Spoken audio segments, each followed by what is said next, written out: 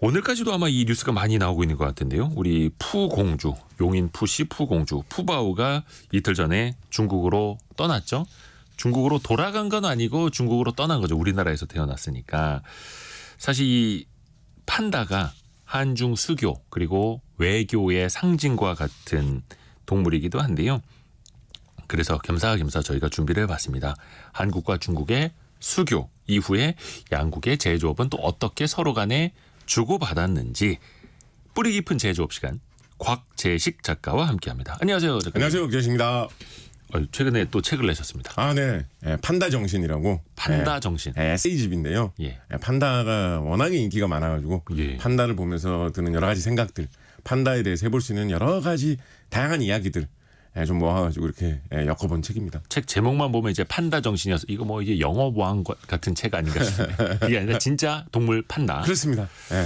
판다에 대해서 재미나게 또 쓰신 책이고 네. 사실 판다가 예전에 밍밍하고 리리 그렇죠. 90년대 판다가 한중 수교 2주년을 기념을 해서 중국이 당시에 선물해줬다 하더라고요. 네네네. 그 정도로 이제 상징적인 동물이고 우선은 이제 많은 사람들이 또 이제 푸바오 떠난다고 해서 눈물 흘리신 분들도 많다 하더라고요. 네네. 왜 이렇게 유독 판다에 정을 많이 주는 걸까요, 우리가? 판다가 왜 이렇게 인기가 있느냐, 뭐 여러 가지로 생각을 해볼 수가 있는데요. 이건 뭐 감성적인 거기 때문에 정답을 좀 말하기는 어렵겠죠. 예. 그런데 이제 그래도 제가 여러 가지로 좀 고민을 해본 결과 예. 하나 이야기해 볼 수 있는 거는 이 이유가 가장 좀 그래도 꼽아볼 만하지 않을까라는 것으로 저는 이런 생각해 봅니다. 판다라는 동물은 육식 동물의 몸에 초식 동물의 습성을 가진 동물이다. 그래서 사람들에게 인기가 있을 수 있다. 뭐 이런 생각을 해봤습니다. 보통 이제 초식 동물하고 육식 동물하고 얼굴을 보면 네. 이건 뭐 언제나 성립되는 뭐 완벽한 법칙은 아닙니다만 네. 대체적으로 이제 하는 이야기가 초식 동물들은 이제 주변을 이렇게 잘 살펴보고 적을 발견하면 빨리 도망가야 되기 때문에 그렇죠. 눈이 좌우로 이렇게 돼 있다. 그렇죠. 옆통수에 달려 있죠. 말이나 뭐 소나 토끼나 뭐 이런 동물 보면 옆모습을 보통 그림을 그려도 우리가 그림을 그리죠. 그렇죠. 그래서 앞쪽을 보기보다는 좌우를 봐가지고 최대한 넓게 멀리 보려고 하는데 육식 동물일수록 뭐 호랑이라든가 뭐 고양이라든가 이런 걸 보면 다른 동물을 보고 빨리 쫓아가서 잡아야 되기 때문에 그렇죠. 집중해서 앞쪽을 보면서 두 개의 눈으로 거리감을 잘 살피기 좋게 그렇게 눈이 앞쪽으로 두 개가 나와 있는데 네. 그래서 관상이 좀 사람하고 비슷해집니다. 육식 동물들이 가만 보면. 근데 푸바오 같은 이런 판다 같은 경우에 이 기본적으로 곰이거든요. 곰과에 속하는 식육목 곰과에 속하는 동물인데 곰이 이제 육식을 잘하기 때문에 잡식성 동물이지만 육식을 잘하고 내장 구조가 육식에 적합하게 되기 때문에 판다도 얼굴 관상이 눈이 이렇게 앞쪽으로 있는 사람하고 뭔가 비슷해 보이는 이런 얼굴 모습을 갖고 있거든요. 네네네. 그런데 다른 곰들하고 다르게 이 판다는 특이하게도 그런 습성을 가지고 있지만 사냥을 해서 육식을 하지 않고 항상 초식. 대나무만 먹고 사는 그 희한한 습성을 갖고 있습니다. 아니 그 곰들 중에 이런 곰이 없거든요. 부드러운 잎은 좀 이해가 가는데 그 딱딱한 줄기까지 그러니까요. 다 먹더라고요. 굉장히 특이한 습성을 가진 곰이고 그렇다 보니까 이제 초식 동물로서의 어떤 그런 순한 느낌, 순한 습성 이런 게 이제 보이기도 하거니와 이 내장 구조도 사실은 확인을 해보면 육식 동물의 내장과 거의 가까운 내장을 갖고 있거든요. 그래서 사실은 대나무를 열심히 먹어도 소화를 시킬 수 있는 게 별로 없습니다. 그래서 대나무를 엄청 많이 먹어야 되거든요. 연비가 좀 안 좋네요. 아주 안 좋습니다.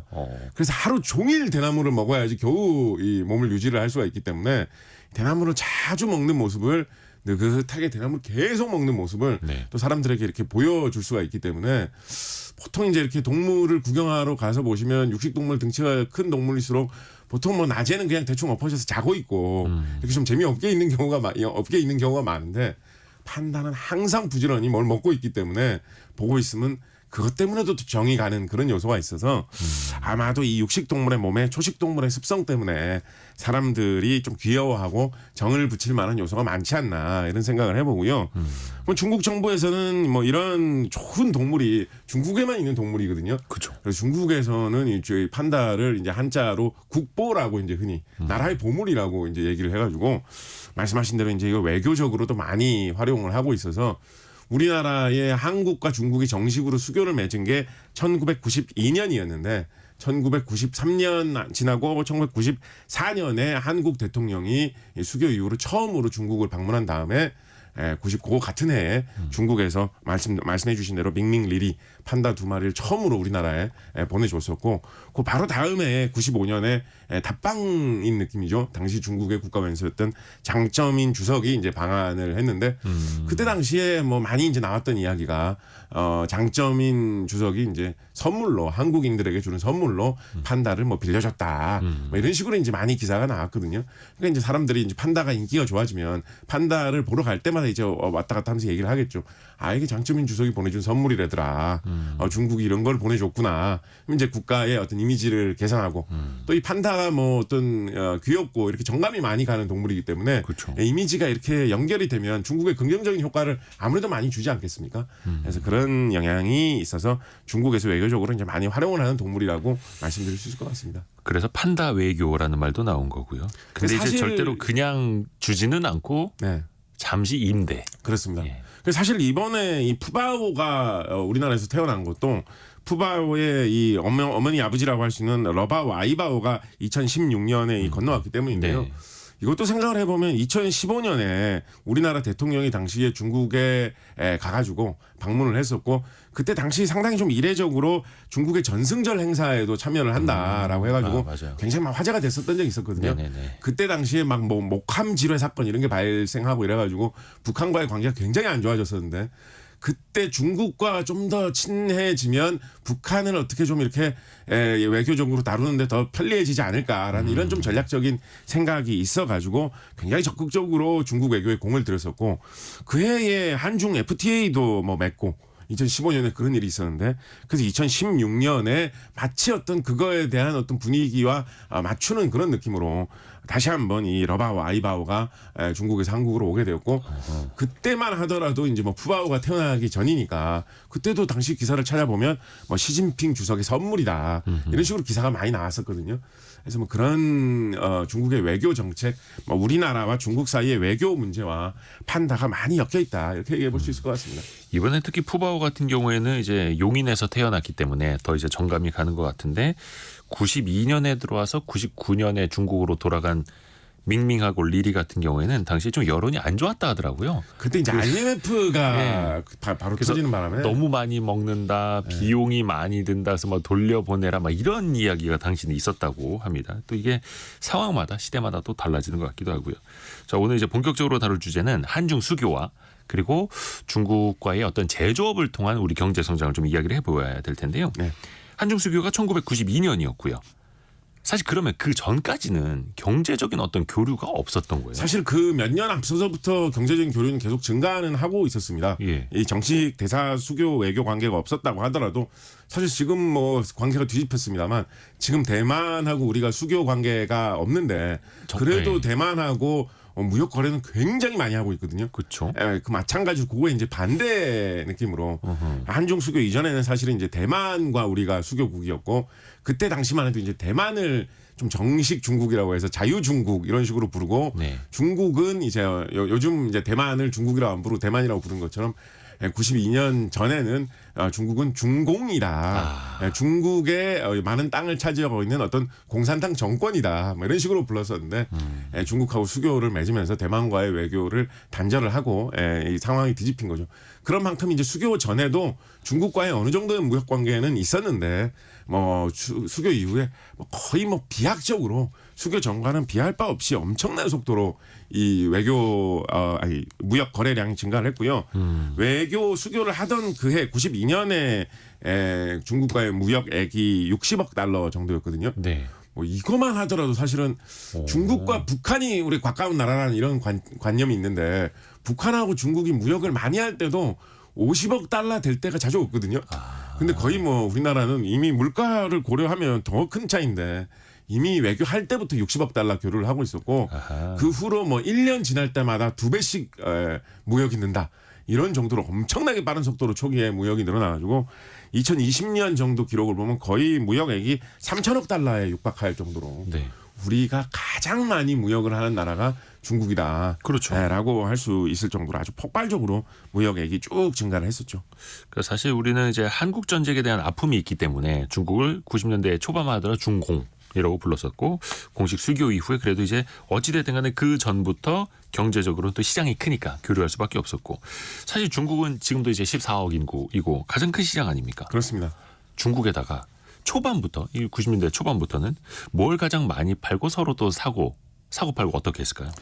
일단 초기부터 지금까지 꾸준히 이어지고 있는 중국과 우리나라의 좀 무역 구도를 이야기를 해보자면 구도. 네, 우리가 중국의 최종 제품을 생산할 수 있는 중간재 종류, 그러니까 어떤 제품을 만드는데 필요한 제품, 그거를 많이 판매를 하면 그거를 가지고 한국에서 사온 그런 중간재를 가지고 중국에서 최종 소비자 제품을 만들어서 전 세계로 판매한다.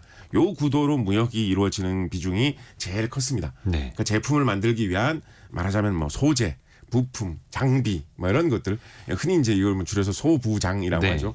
요거를 한국이 중국에 수출을 하면 중국에서 한국에서 들여온 걸로 뭐 텔레비전도 만들고 뭐 다른 가전제품도 만들고 자동차도 만들고 옷도 만들고 별의별 걸 다 만들어서 전 세계에 판매를 한다라는 그런 구도였죠.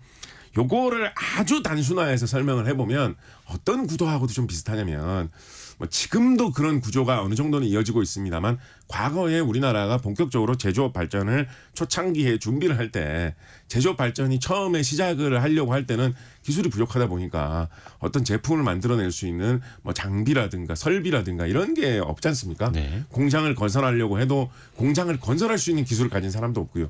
그래서 우리나라는 이웃에 있는 기술이 앞서 있는 국가인 일본에서 여러 가지 장비나 설비를 도입을 해가지고 그걸 가지고 한국에 있는 이제 노동력을 이용을 해서 제품을 많이 만들면 품질 좋고 싼 제품을 만들 수 있다라고 해서 이제 그거를 세계에 판매하는 방식으로 한국이 쭉 과거에 경제 성장을 했었는데 한국이 경제 성장을 할 때 일본이 하던 역할을 중국이 경제 성장할 때 한국이 하는 거하고 비슷한 느낌이다. 뭐 이런 식으로 보시면 될 것 같습니다. 그러니까 우리가 얼마 전에 몇 년 전에 일본하고 이렇게 무역 마찰 비슷한 게 잠깐 있었을 때 그렇죠. 일본에서 우리가 소재, 부품, 장비를 너무 많이 의존하고 있다. 그래서 소부장, 소재, 부품, 장비를 독립해야 된다. 뭐 이런 이야기가 많이 나오지 않았습니다. 네, 네. 마찬가지로 중국도 우리나라의 소부장을 많이 사가지고 그 소재, 부품, 장비를 이용을 해서 세계에 수출을 하면서 중국 경제 발전이 많이 이루어졌고 그래서 한동안 뭐 거의 뭐 최근까지도 뭐 사실 지금도 그런 경향이 어느 정도는 있습니다만 중국 경기가 좋아가지고 예. 중국 제품이 전 세계에 잘 팔리고 중국의 산업이 쑥쑥 성장할수록 중국의 공장을 하나라도 더 차리려고 하면 한국에서 소재 부품 장비를 들여와야 됐었기 때문에 덩달아서 우리나라 경제도 좋아지는 뭐 이런 흐름이 쭉 있었던 게 사실이죠. 이게 또 중국의 산업의 어떤 규모라든가 시장의 규모가 사실은 최종 소비자 제품의 시장 규모로서도 그러니까 중국 내수 시장의 규모로서도 굉장히 크기 때문에 네. 그 전체적인 규모의 크기 자체도 우리에게 갖는 의미가 좀 상당히 크거든요.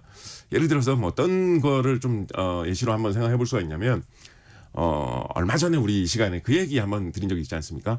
이 미국 영화 보면 네. 미국의 그 뭐 슈퍼 히어로들이 유니폼을 멋있게 이 스판덱스 옷을 입고 나타나는데 네. 그 스판덱스 자체는 국산이 한국 상표 제품이 세계에서 제일 많이 팔리고 있다. 네네. 이런 말씀 드렸는데요. 그 스판덱스를 그래서 우리나라에서 만들어서 우리나라 회사가 만들어서 수출을 하면 중국에서 그 스판덱스를 사다가 그거를 가공해갖고 이제 옷이나 이런 걸 만드는 거거든요. 네. 그래서 어떤 게 있냐면 예를 들어서 중국에서 뭐 어떤 영화 배우 같은 사람이 뭐 텔레비전 예능 프로그램 같은 데 출연을 해가지고 무슨 필라테스 같은 걸 하면서 뭐 레깅스 뭐 쫄쫄이 이런 걸 입고 멋있게 하는 모습을 이렇게 한번 보여줬다. 그러면 네네네. 중국에 전체적으로 레깅스 열풍이 일어날 수가 있겠죠. 예. 그러면 중국의 그 수십억 되는 인구의 단일 시장으로서는 어떤 시장과도 비교해 볼 수 없는 세계 최대 시장에서 레깅스 열풍이 한번 불게 됩니다. 그럼 중국에 있는 수많은 레깅스 회사에서 스판덱스를 대량 생산을 하는 이런 분위기가 불게 되거든요. 그럼 한국에서 이제 스판덱스를 많이 수입해 가겠죠. 예전에 이제 우리나라의 스판덱스 공장이 뭐 안양, 경기도 안양 이런 데 있었거든요. 안양에도 지금, 있었어요? 예, 지금 구미 뭐 이런 데 있는데 예전에 지금은 안양이 R&D 중심으로 하는 것 같은데요. 네. 그럼 안양의 스판덱스가 잘 팔리면서 안양시의 경기가 막 갑자기 좋아지고 그럼 이제 안양시 사람들은 요즘 우리 동네의 경기가 갑자기 왜 좋아진 거지?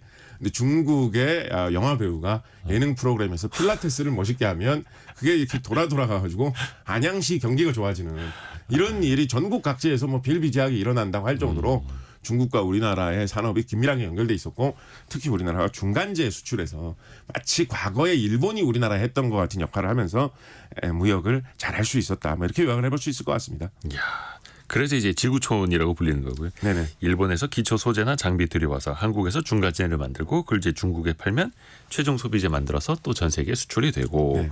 이게 이제 착착착 맞물려서 돌아갔던 시절이었는데 그 1990년대 이야기를 더 해보면 당시에도 방금 말씀해 주셨던 석유화학뿐만이 아니라 철강, 사실 네네. 철강 제품도 중간재이지 않습니까? 그렇습니다. 네. 이런 것들이 많이 나갔죠. 그렇습니다. 석유화학 제품이나 철강 제품 같은 경우에는 사실은 지리적 이점도 어느 정도 좀 생각해 볼 만합니다. 그러니까 이게 무슨 말이냐면 중국이 이제 땅덩이가 큰 나라지 않습니까? 네. 그리고 우리나라가 뭐 이게 옛날에 역사 시간 이럴 때도 가끔 배우는 건데 우리나라가 뭐 지리적으로 요충지다 뭐 이런 이야기를 많이 하는데요. 네. 우리나라가 반도 형태로 길게 뻗어 있기 때문에 가만 보면 중국 각 지역에서 중국 내에서 이동하는 것보다 한국에서 그 중국 장소까지가 거리가 가까운 경우가 꽤 있습니다. 아. 예를 들어서 석유 같은 경우에 중국의 유전들이 주로 이 동북 지방 같은 데 이제 많이 몰려 있거든요. 네. 베이징이나 텐진 근처나 아니면 뭐 이 만주 지역, 동북 삼성 지역에 이제 많이 몰려 있는데 만약에 중국의 뭐 광저우 같은 데서 휘발유나 경유, 중국의 남쪽 끝 지역에서 휘발유나 경유를 사와야 된다라고 하면 중국의 이 둥베이 지방, 뭐 흑룡강성 뭐 이런 데서 석유 제품을 기름 제품을 실어 오는 것보다 우리나라의 여수나 서산에서 실어 오는 게 오히려 더 가깝거든요. 그리고 중국은 뭐 여러 가지 이유 때문에 중국 국산 석유를 이용을 해가지고 석유 제품을 만들어야 되는 경우가 많이 있는데 우리나라는 어차피 석유가 나지 않기 때문에 뭐 제일 값이 싼 그때 시세에서 가장 값이 싼 뭐 두바이나 사우디아라비아에서 나는 제일 싼 석유를 사다가 실어와가지고 그걸 가공을 해가지고 양질의 석유 제품으로 만들 수가 있거든요. 그러면 이 사업을 하는 입장에서 보면 이걸 국산품 사는 것보다 한국에다 주문을 하는 게 오히려 거리상으로도 더 가깝구나 이런 일이 생기는 경우가 이제 비일비재한 거죠. 더 빨리 오고 질도 좋고. 그렇습니다. 철강 제품 같은 경우에는 세계 최대 철강사가 이제 중국 철강사인데 예. 중국 철강사의 제일 뭐 대표적인 공장이 이제 샹하이 근처에 있거든요. 그러니까 마찬가지로 이제 반대 현상이 발생을 하는 게 뭐 베이징이나 이런 중국 북부 지역에 있는 공장에서 우리가 철강을 많이 사다가 그걸로 뭐 배나 아니면 자동차를 만들어야 되겠다라고 하면 샹하이에서 배가 오는 것보다 뭐 우리 충청남도 당진에서 배가 오는 게 오히려 더 빨리 올 수가 더 가깝구나 이런 경우가 이제 생길 수가 있는 것입니다. 그래서 이거를 수출입할 때의 어떤 통관 절차라든가 예. 그런 행정적인 것만 우리 외교 통상 당국에서 중국하고 잘 조율해가지고 맞춰주면 중국 국내의 운송보다도 한국에서 가는 게 더 빠른 경우 또 한국이 세계에서 수입을 잘해가지고 가공을 해가지고 중국 내수 제품보다 더 좋은 제품을 만들 수 있는 경우가 많이 있기 때문에 이런 지리적 이점 때문에라도 이런 거는 사실은 중국하고 교류하는 그 어떤 나라도 누릴 수 없는 그야말로 어떻게 보면 당군 할아버지께서 털을 잘 잡아주셨기 때문에 한반도가 남북으로 길게 뻗어 있어가지고 네네네. 잘만 항구를 이용을 하면 중국의 해안 지방에 있는 이 공업지대에 어디든지 좀 쉽게 빨리 잘 닿을 수가 있거든요. 만약에 남북 통일이 돼서 이제 북한하고 북한의 서해안까지 이용할 수 있으면 더 이런 장점이 극대화될 텐데 그래서 이런 특징까지 겹쳐졌기 때문에 비용 차이, 품질 차이가 조금밖에 안 나도 한국산 제품을 수입하는 게 유리한 경우까지도 있었다라는 거죠. 그러니까 우리 시장은 작지만 바로 앞에 세계에서 가장 큰 시장이 있으니 그렇습니다. 거기다 중간재를 팔았던 거고요. 네. 근데 이제 지금은 중국에 공장들이 좀 많이 들어섰고 철강도 그렇고 석유화학도 그렇고 지난주에도 말씀해 주셨습니다만 그들 내에서도 기술력도 많이 올라가고 있는데 90년대만 하더라도 그러면 이제 기술력이 격차가 커서 우리가 어떻게 보면 이제 수출을 더 많이 할 수 있었던 거고요. 네, 그런 측면이 있죠. 특히나 이제 90년대에는 어떤 이야기도 좀 많이 나왔었냐면 중국이 당시 개발도상국으로 이제 처음 본격적인 어떤 성장을 시작하던 그 무렵에서 멀지 않은 시기다 보니까 네. 중국은 이제 인건비가 싸다. 그렇죠. 그리고 땅값도 싸다.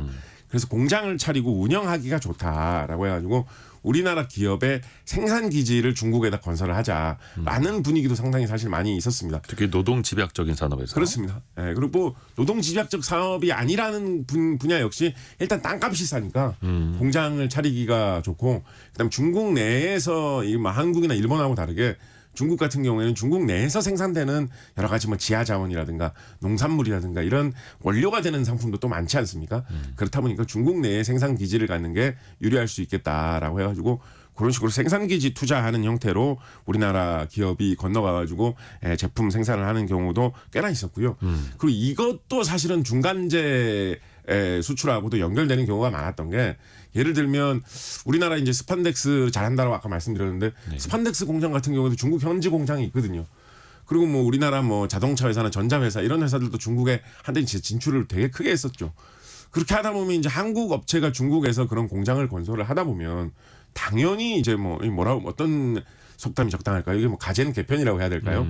당연히 이제 한국에 있는 장비, 한국에 있는 설비, 한국에 있는 도구, 한국산 기술, 한국에 있는 중간재를 수입해다가 제품을 만드는 거에 제일 익숙할 수밖에 없거든요. 네. 그렇게 해가지고 중국의 산업을 이식을 해가지고 중국 내수에는 이거는 중국산 제품입니다. 아무래도 중국에 그럼 판매하기 더 좋은 장점이 많이 있겠죠. 그래서 중국 내수 제품처럼 판매를 하면서도 사실은 그 제품을 생산하는 데 필요한 이 소재, 부품, 장비는 한국에서 계속 중국에 진출한 한국 기업들이 끌어다가는 그런 경우가 있었기 때문에 한동안 좀 그런 얘기 있지 않았습니까? 한국의 공장들이 중국으로 너무 많이 빠져나가가지고 그렇죠. 우리나라에 일자리가 없어지고 우리나라 경제에 좀 안 좋은 거 아니냐라는 이야기도 있었는데 뭐 근래까지는 지금 지난 한 30년간의 세월을 쭉 돌아보면 근래까지는 뭐 그런 문제가 있었던 지역이 있어서 그거에 대해 우리가 보완할 점이 있는 것도 사실이지만 한편으로는 그 진출 자체가 더 중간재 수출을 촉진한 점이 있어가지고 네. 오히려 우리나라의 경제적으로는 좀 이익이 된 점이 많지 않았겠느냐 뭐 이런 생각도 해볼 수 있을 것 같습니다. 일자리는 조금 타격이 있을 수는 있겠지만 거기다 차린 그 공장에 또 공급하는 게 또 우리 것이었던 거고요. 그렇습니다. 그래서 2000년대 들어서도 우리나라의 어떤 그 앞에서도 말씀드렸습니다만 노동 집약적인 사업들 특히 막 섬유 사업이라든지 의류, 신발 산업들도 중국으로 또 많이 넘어가기도 했었고요. 그렇습니다.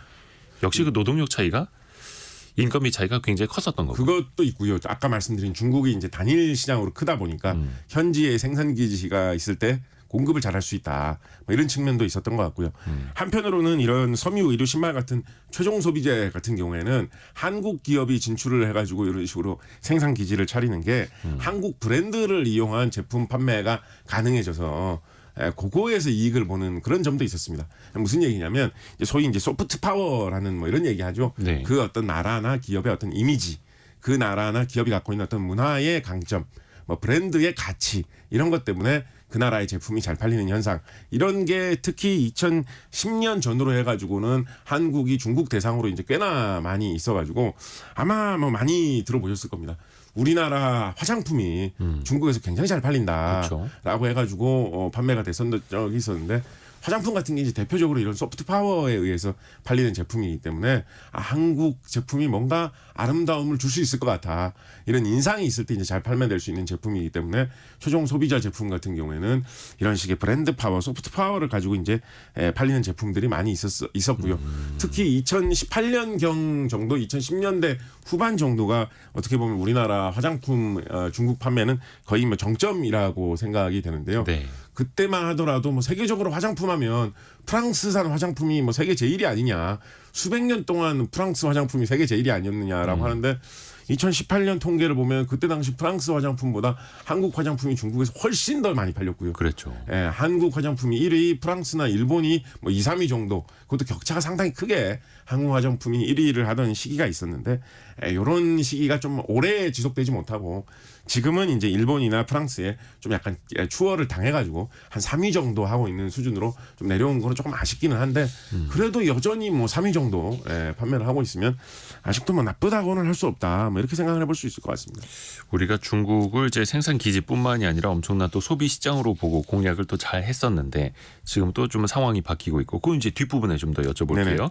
우선은 2000년대로 이제 들어서면서 교육 구조, 산업 구조가 좀 많이 달라졌습니다. 특히 네네. 이제 첨단, 네. IT 기술 산업 위주로 또 교육이 더 커지기도 했었고요. 네. 그 첨단 산업에서도 비슷하게 중국이 첨단 산업을 육성할수록 그에 맞는 중간재를 우리나라가 판매하는 뭐 그런 경향 계속해서 좀 나타난 그런 네. 측면이 있습니다.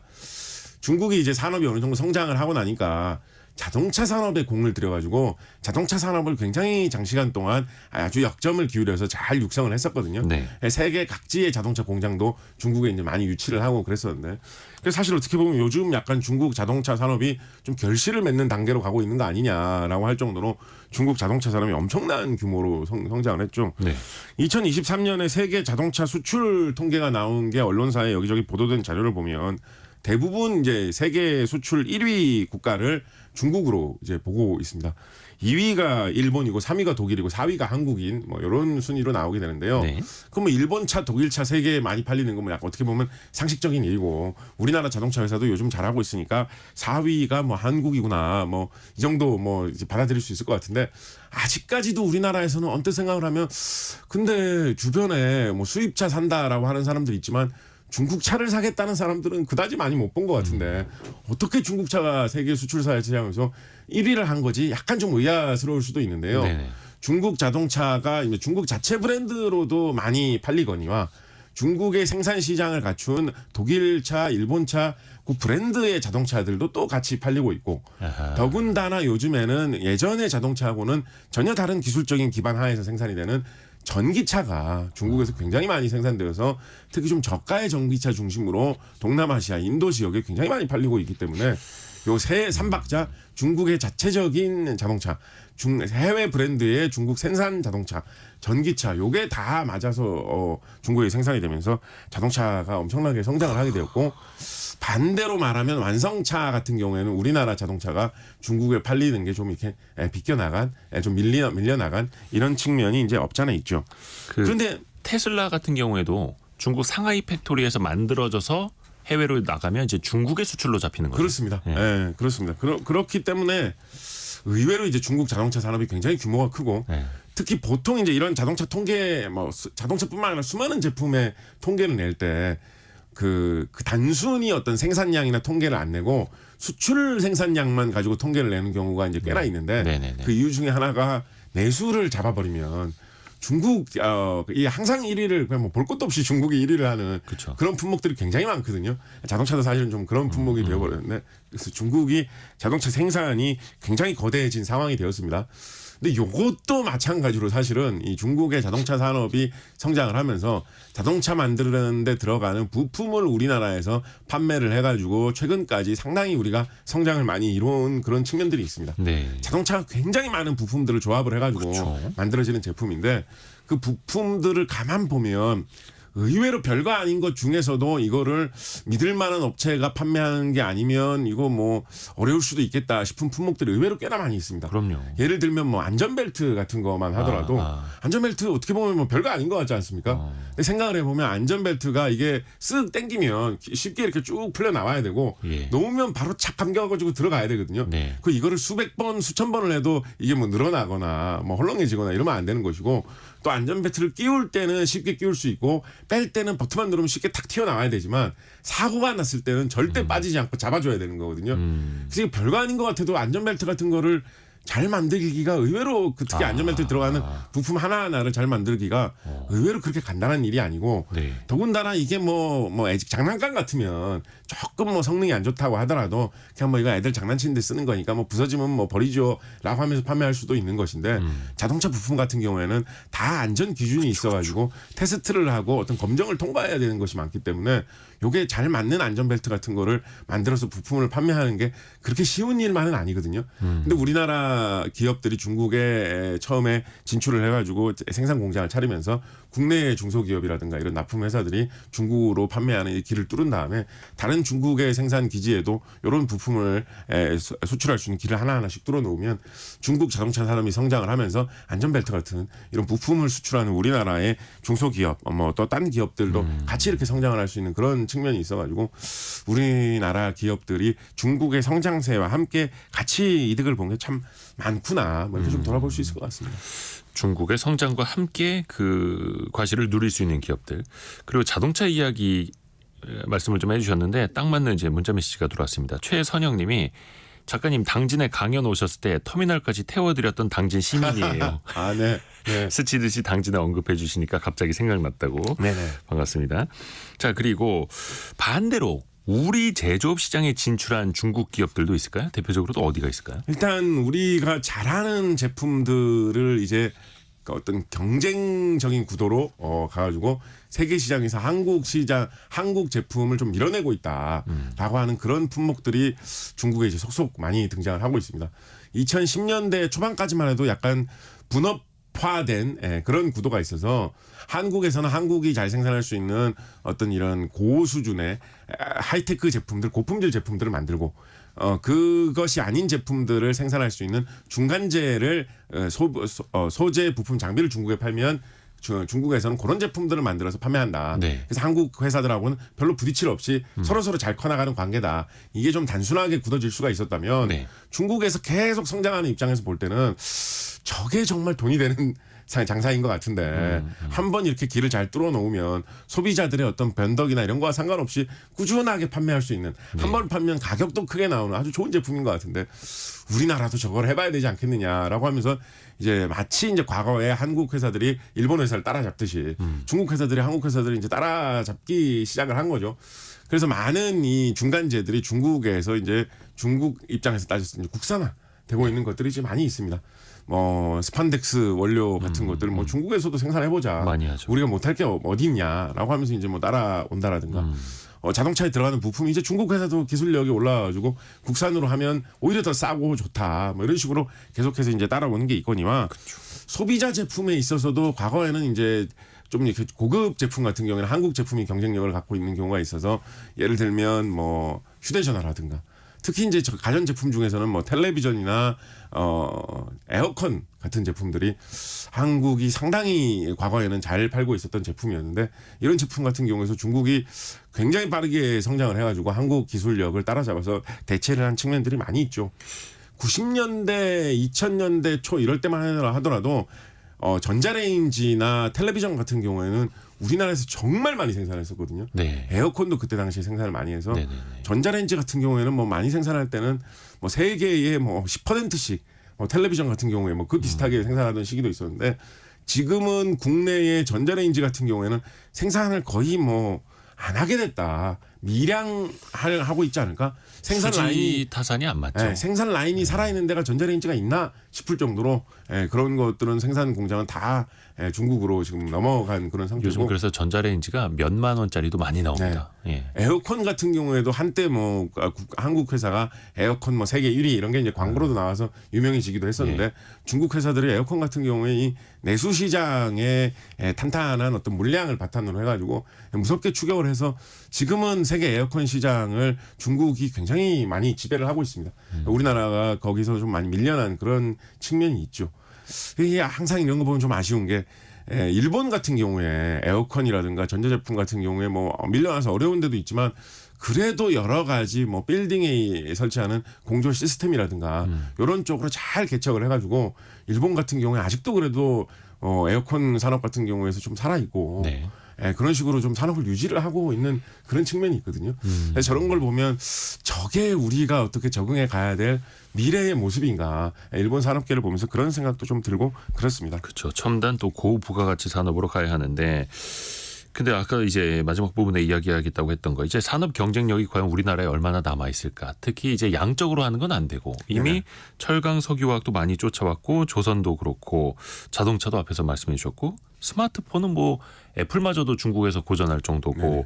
거의 뭐 화장품도 이제 자체 브랜드로 또 중국에서도 만들고 있고 반도체 빼고는 참 그 디스플레이도 이제 밀리고 있고 반도체나 뭐 OLED 요런 몇 가지 외에는 또 우리가 경쟁력이 이제 압도적이다라고 할 게 이제 몇 개 안 남지 않았나라는 우려도 있거든요. 네. 그래서 사실 여기서 어떻게 살아야 남아야 될까 이건 참 어려운 질문입니다. 네. 사실 저보다 훨씬 더 좀 똑똑하시고 높은 자리에 있으신 분이 좋은 대책을 만드실 수 있는 어려운 문제인데요. 네. 아까 말씀드렸던 대로 저는 우리가 일본이 어떻게 살아남았느냐에 대해서 좀 배울 점도 있는 것 같아요. 중국 같은 경우에 우리가 이런 중간재 판매 구도를 굳혀가지고 1994년부터 2022년까지 거의 30년 동안 중국에서 계속 우리가 흑자를 봤거든요. 네. 중국에서 30년 동안 계속 물건 팔아서 우리가 이 더운 물건을 많이 팔아서 이익을 많이 봤습니다.